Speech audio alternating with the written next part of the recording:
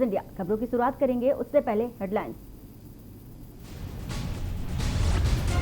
पंजाब की परिस्थिति के बाद जोखिम लेने को तैयार नहीं केंद्रीय संगठन, भूपेश बने रहेंगे सीएम, कांग्रेस विधायकों से भी लिया फीडबैक। छत्तीसगढ़ देश का पहला राज्य जहां चोरी हो गई वैक्सीन, पूर्व मुख्यमंत्री ने कहा वैक्सीन बर्बाद करने वाले राज्यों में छत्तीसगढ़ दूसरे नंबर पर। कांग्रेस अध्यक्ष मोहन मरकाम ने कहा छत्तीसगढ़ में 5 साल चलेगी सरकार, दमदारी से करेंगे सेवा। नेता प्रतिपक्ष धर्मलाल कौशिक ने कहा किसानों के नाम पर आए थे, किसान ही देंगे विदाई, सरकार की नीतियों पर रोष जताया। टाउनशिप में गंदे पानी का विरोध, बीएसपी टाउनशिप में मटमैले पेयजल की आपूर्ति के विरोध में श्री राम जन्मोत्सव समिति भिलाई ने चलाया हस्ताक्षर अभियान। दिल्ली से जब्त हार्ड डिस्क की जांच में जुटी साइबर टीम, पूर्व सीएम डॉक्टर रमन सिंह और प्रवक्ता संबित पात्रा हैं आरोपित। आप देख रहे हैं की न्यूज, खबरों का सारथी। छत्तीसगढ़ में एक और बढ़ती महंगाई को लेकर कांग्रेस प्रदर्शन कर रही है, तो वहीं दूसरी ओर भाजपा कांग्रेस पर वैक्सीनेशन के आंकड़ों को लेकर भ्रम फैलाने का आरोप लगा रही है। पूर्व मुख्यमंत्री डॉक्टर रमन सिंह ने कांग्रेस पर वैक्सीनेशन के आंकड़ों को लेकर धर्म की स्थिति निर्मित करने का आरोप लगा रही है। रमन सिंह के मुताबिक देश में 23 करोड़ से ज्यादा लोगों को वैक्सीन लगाई जा चुकी है। वहीं उन्होंने दिसंबर तक 231 करोड़ वैक्सीन आने की बात भी कही है। उन्होंने आंकड़ों को सामने रखते हुए कहा है कि भारत में लगातार वैक्सीनेशन प्रक्रिया बहुत तेजी से चल रही है और उम्मीद की जा रही है कि दिसंबर तक पूरे भारत को वैक्सीनेटेड कर दिया जाएगा। उन्होंने आगे कहा कि केंद्र ने राज्य को 90 लाख वैक्सीन दिए, इसके बावजूद राज्य में 5 दिनों से वैक्सीनेशन प्रभावित था।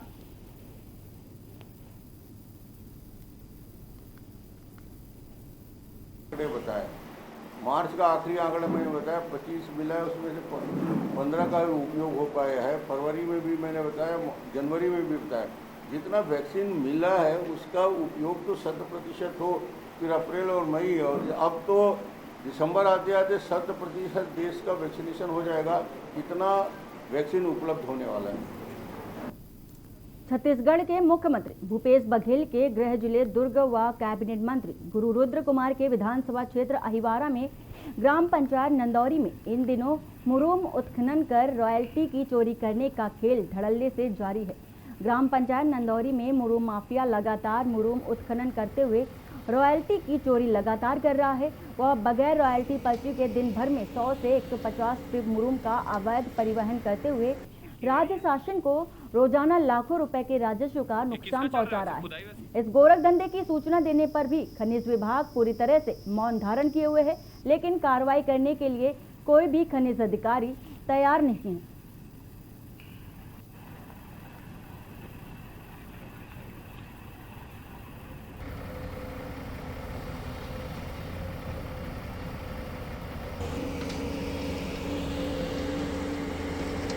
नंदौरी से ये इसकी रॉयल्टी पर्ची है ना।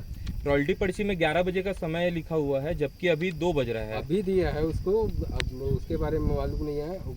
अभी मेरे पास टाइम पूछा, घड़ी तो मैं इसमें रख दिया था। सुबह से अभी तक कितना ट्रिप मार दिए हैं? ये अभी तीसरा जा रहा है। खबर दंतेवाड़ा से है, जहां पर्यावरण दिवस के कार्यक्रम को लेकर कोरलापल पंचायत के आश्रित गांव नागफनी में वृक्षारोपण प्रोत्साहन योजना के अंतर्गत कार्यक्रम का आयोजन किया गया। धान के साथ में लोगों को आर्थिक उन्नति दिलाने के लिए फलदायक वृक्षों का रोपण करने व उनका प्रोत्साहन देने, जैसे केला, मूंगा, पपीता, हल्दी व इसी प्रकार के अन्य पौधों के रोपण के लिए जो जल्दी फल देते हों, जिससे किसानों को धन का लाभ मिल सके, ऐसे पौधों को लगाने पर प्रदेश सरकार की तरफ से प्रतिवर्ष बोनस देने का व्यवस्था किया गया है।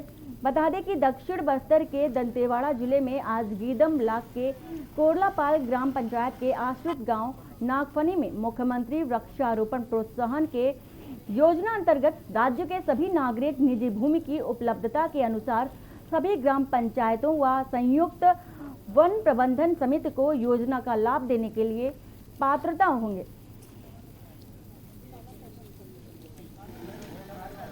यहाँ 41 किसान है, वो उसके लिए ये योजना है।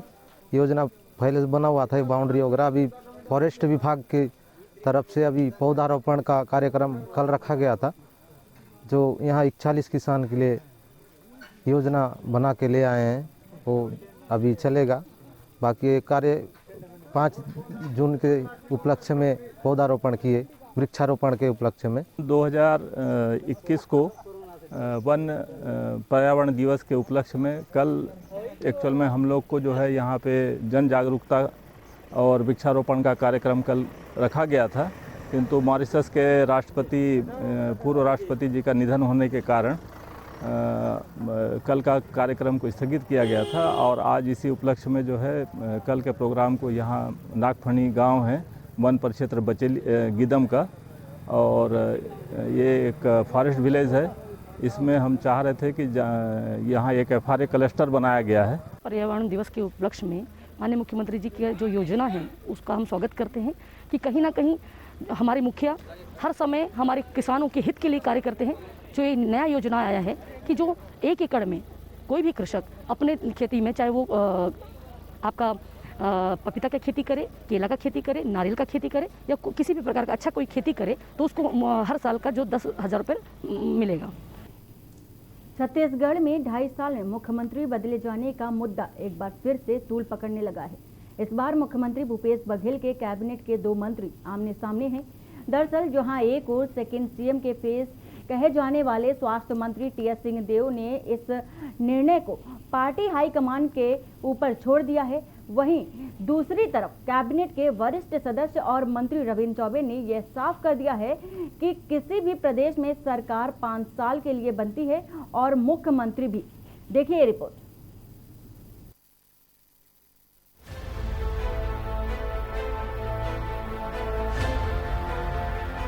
छत्तीसगढ़ में मुख्यमंत्री के बदले जाने को लेकर इन दिनों खूब चर्चा हो रही है। इतना ही नहीं, अब इसकी तुलना पंजाब के अस्थिर सरकार से की जा रही है। ऐसे में डिफेंस में आए कांग्रेस के मंत्रियों ने छत्तीसगढ़ में ये साफ कर दिया है कि मुख्यमंत्री बदल जाने का निर्णय पार्टी की हाईकमान ही लेगी। खुद मुख्यमंत्री के प्रबल दावेदार स्वास्थ्य मंत्री टीएस सिंहदेव ने भी यह साफ कर दिया है कि वे इस मामले में कुछ भी नहीं कह सकते। मुख्यमंत्री बदले जाने की बात मौखिक रूप से हुई थी और ये उसी तरह से देखी जाएगी। इस विषय को लेकर अंतिम निर्णय पार्टी हाईकमान ही लेगा। छत्तीसगढ़ पंजाब नहीं है, छत्तीसगढ़ छत्तीसगढ़ है। छत्तीसगढ़ अपने हिसाब से चलेगा।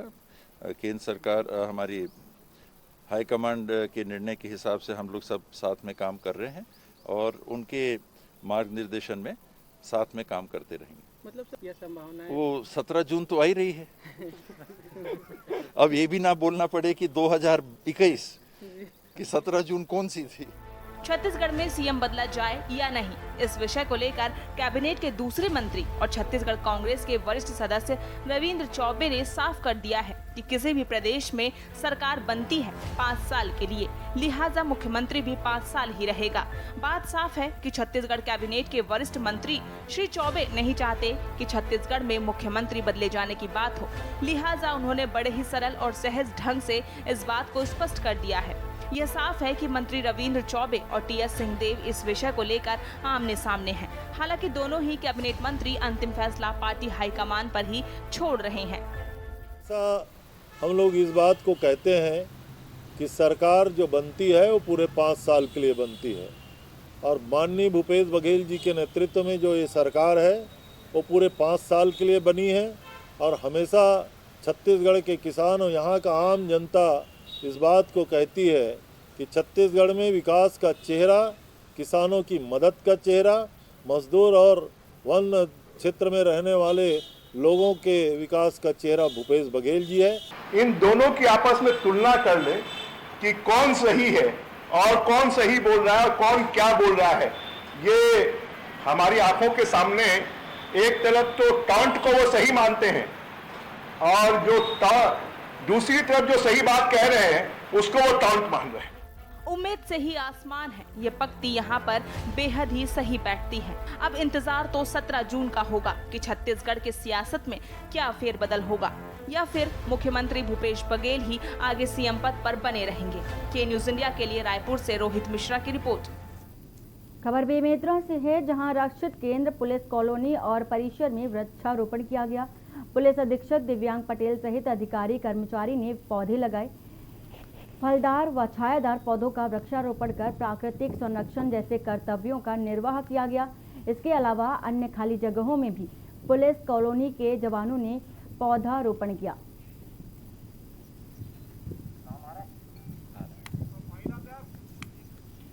की पूरी टीम ने साथ में मिलकर पुलिस लाइन बेमेतरा में करीब 300 आम के पेड़ अलग अलग वैरायटी के लगाए गए हैं। ये हमारा एक अपने पर्यावरण के प्रति कटिबद्धता है। हम एक ऑक्सीजन यहाँ पे निर्माण करना चाहते हैं जिससे पर्यावरण और अच्छा रहे और हम आगे भी ऐसा करते रहें।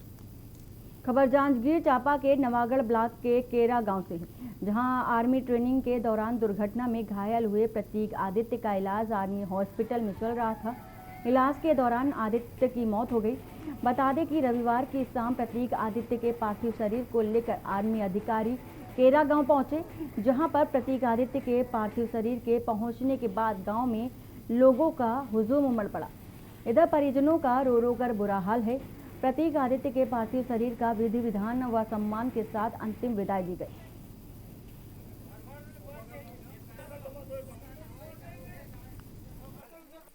इंजीनियर ग्रुप पुणे से हैं, वहाँ पे प्रतीक सेपर रैंक में हैं और मतलब थे, ट्रेनिंग के दौरान थे।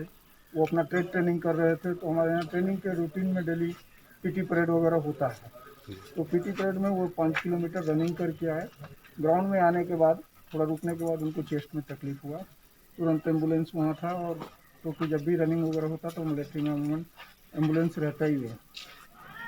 हम सभी ग्रामवासियों के लिए, आज ग्रामवासी नहीं अपितु क्षेत्रवासियों के लिए बहुत ही दुख का क्षण है कि आज हमारे आदर्श ग्राम पंचायत केरा का लाडला बेटा, होनहार, हमारी केरा की इस पावन धरती की आन बान और शान, हमारा भाई प्रतीक आदित्य का असमय निधन हो गया,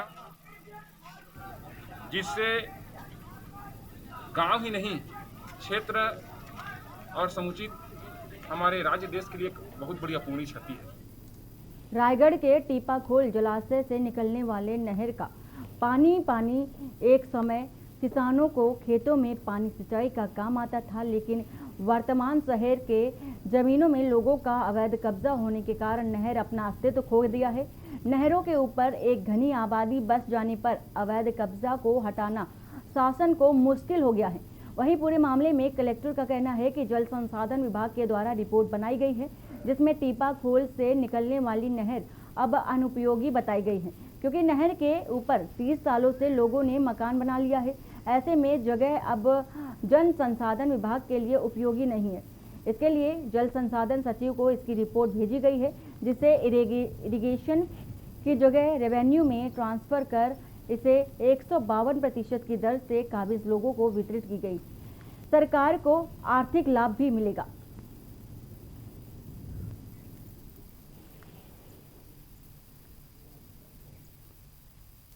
खबर सूरतपुर से है, जहां जिले में धान उठाव का समितियों से जोरों शोरों से चल रहा है, लेकिन समिति प्रबंधक धान के वजन के अनियमितता को लेकर परेशान नजर आ रहे हैं। दरअसल समिति प्रबंधकों का आरोप है कि पिछले कई दिनों से शासकीय तौल और मिलरों में तौल में फर्क आ रहा है। रोजाना समितियों में धान शॉर्टेज का बढ़ रहा है, जिसकी भरपाई समिति प्रबंधक को करना पड़ा, या फिर समिति प्रबंधक द्वारा प्रशासन द्वारा कार्रवाई के आदेश जारी कर दिए जाएंगे। वहीं ट्रक के मिलर्स के कांटा में तौल कराए और आज फिर ट्रक में लगभग 10 क्विंटल धान कम वजन हुआ, जिसके बाद समिति प्रबंधकों ने प्रशासन से गुहार लगाते नजर आए। नौगई समिति से आज धान का परिवहन किया जा रहा था। लगातार हमारे सोसाइटी कर्मचारी भाइयों के द्वारा मुझे सूचना देकर बताया जा रहा था कि धान को कमी बताकर सोसाइटी प्रबंधकों से मिलरों के द्वारा पैसा वसूली किया जा रहा है। तो उसी के संबंध में आज एक गाड़ी को हम लोगों के द्वारा सरकारी धर्मकाटा में तौलाया गया, खाद्य नागरिक आपूर्ति के धर्मकाटा में तौलाया गया। उसका वजन और जो राइस मिलर हैं उनके वजन में 9.5 कुंटल का फर्क आ गया। और एक गाड़ी में अगर मान लीजिए 10 कुंटल का फर्क आ रहा है तो सीधे सीधे 25,000 रुपये का समिति कर्मचारी के ऊपर भार पड़ रहा है। तो छोटा सा कर्मचारी एक तो धान को लेकर खुद ऐसे परेशान है और 25,000 रुपये हर ट्रिप में अगर उनको दंडित किया जाएगा तो कहाँ से भर पाएगा। और आज जानकारी प्राप्त हुआ कि समिति नवगंज से एक गाड़ी परिवहन आ रही है, तो हम सूरजपुर के समिति प्रबंधक मोहन को बोले कि आप जो गाड़ी आ रही है बिहारपुर से, उसको आप 2 जगह धर्म काटा करवाएं, क्योंकि लगातार खबर मिल रहा था कि समिति से जो धान परिवहन हो रहा है उसमें बहुत ज़्यादा सल्टेज आ रहा है। तो नागरिक आपूर्ति द्वारा जो कांटा लगाया गया है उसमें करवाया गया और मित्तल राइस मिल के धर्म कांटा में वजन करवाया गया, जिसमें 9 कुंटल का डिफरेंस आया है, जिसके लिए हम समस्त जिला के कर्मचारी उपस्थित हुए कि ये स्थिति कहाँ से निर्मित हुआ कि ये वजन क्यों सल्टेज कम हुआ। कोरबा जिले सहकारी केंद्रीय बैंक मर्यादित कोरबा शाखा द्वारा ग्राम संवेदा में 9 स्थापित आदिवासी सेवा सहकारी समिति के पास रिकॉर्ड न भेजने के कारण बाकी मोगरा क्षेत्र के 12 गांवों के 109 किसान इस साल खेती किसानी से वंचित होने जा रहे हैं। उन्हें ना तो खाद बीज मिल रहा है और ना ही लेन। प्रभावित गांवों में सेमीपाली, कुमगरी, नागिन भाटा, केंदई खार, सुमेधा, लाटा, अगार खार, सलिया भाटा, मंडवा ढोड़ा, पुरैना, रोहिना और गजरा आदि गांवों के किसान शामिल हैं। छत्तीसगढ़ किसान सभा ने इस गांव के किसानों के साथ आज कलेक्टर का दरवाजा खटखटाकर किसानों को इस संकट से उबारने की मांग की है। कलेक्टर और जिला सहकारी बैंक के मैनेजर को ज्ञापन भी सौंपा गया है। मुख्यमंत्री जी अपना भाई लूटने के लिए यहाँ पर तो अपना बीज भंडार खोल दिए थे और सब चीज़ यहाँ सुविधा होगा, सब चीज़ की यहाँ सुविधा होगी करके यहाँ सुमेधा वार्ड में पूरा हमारे जितने भी 12 ब्लॉक हैं वहाँ से वाही लूट के ले गए। लेकिन यहाँ देख लीजिए आप खुद ताला लगा हुआ है, न यहाँ बीज वितरण हो रहा है, न यहाँ खाद वितरण हो रहा है, न यहाँ लोन वितरण हो रहा है। और जब अधिकारी जी से बात किया गया तो बोल रहे हैं कि कनबेरी से आएगा और वो छुरी वाले से बात करने पर छुरी आ जाइए आप बोल रहे हैं। तो यहाँ खोलने का कोई मतलब ही नहीं है। खबर बेमेतरा से है, जहां संसदीय सचिव गुरुदयाल सिंह बंजारे ने सड़क दुर्घटना देख घटनास्थल पर रुके घायलों को अपने फॉलो वाहन से अस्पताल भिजवाया। बता दें कि बेमेतरा जिले में इन दिनों सड़क हादसे की घटना लगातार हो रही है, जिसमें ज़्यादा मामले नशे की हालत से गाड़ी चलाना है, तेज रफ्तार से गाड़ी चलाना, लापरवाही पूर्वक गाड़ी चलाने के कारण हो रहे हैं हादसे। ज़्यादातर मामलों में शराब सेवन के बाद लोग दुर्घटनाग्रस्त हो रहे हैं, जिसके चलते जिला अस्पताल में मरीजों व परिजनों की भीड़ नजर आती है। वहीं नवागढ़ मुख्य मार्ग में ग्राम धनगांव मोड़ पर एक ही परिवार के 2 लोग घायल हुए और एक की मौत हो गई। विधानसभा क्षेत्र के दौरे पर जा रहे संसदीय सचिव गुरुदयाल बंजारे घायलों को देखकर रुक गए और घायलों को मदद करने लग गए। घायलों को अपने पायलटिंग वाहन से अस्पताल भिजवाया। आज अजय सौरा पिता ईश्वर सौरा उम्र 30 साल का, अपने पिता ईश्वर सौरा एवं अपने छोटे बच्चा को लेकर के मोटरसाइकिल में बैठाकर मुंगेली से दसगांव कार्यक्रम में शामिल होने सिंघौरी बेमेतरा आ रहा था। 11 बजे लगभग ग्राम धनगांव नवागढ़ क्षेत्र के पास मोड़ के पास पहुंचा था कि अचानक एक्सीडेंट हो जाने से अजय सौरा की मौके पर मृत्यु हो गई थी एवं उसके पिता ईश्वर और उसके बच्चे को भी चोट लगी है, जिन्हें जिला अस्पताल उपचार चल रहा है और अजय सौरा का पीएम कराकर उनके परिजनों को उसके शव को सुपुर्द कर दिया है। सर, कोरबा के चौकी हरदी बाजार के पुलिस जवानों की सक्रियता से युवक को सुरक्षित बचा लिया गया। मामला हरदी बाजार चौकी अंतर्गत ग्राम पंचायत के इस्ला के ग्राम बिजरी भाटा का है, जहां घर में पति को पत्नी शराब पीने से मना करने पर कहासुनी हो गई। इतने में पति मशरत राम ने हाई टेंशन विद्युत टावर पर चढ़ गया और अपने आप को वहां से मरने की बार बार बात कहने लगा। वक्त रहते ही हरदी बाजार के चौकी प्रभारी राजेश पटेल ने अपने दल बल के साथ घटनास्थल पर पहुंचे और 2 घंटे की कड़ी मशक्कत के बाद राम को हाई टेंशन विद्युत टावर से सुरक्षित नीचे उतार लिया।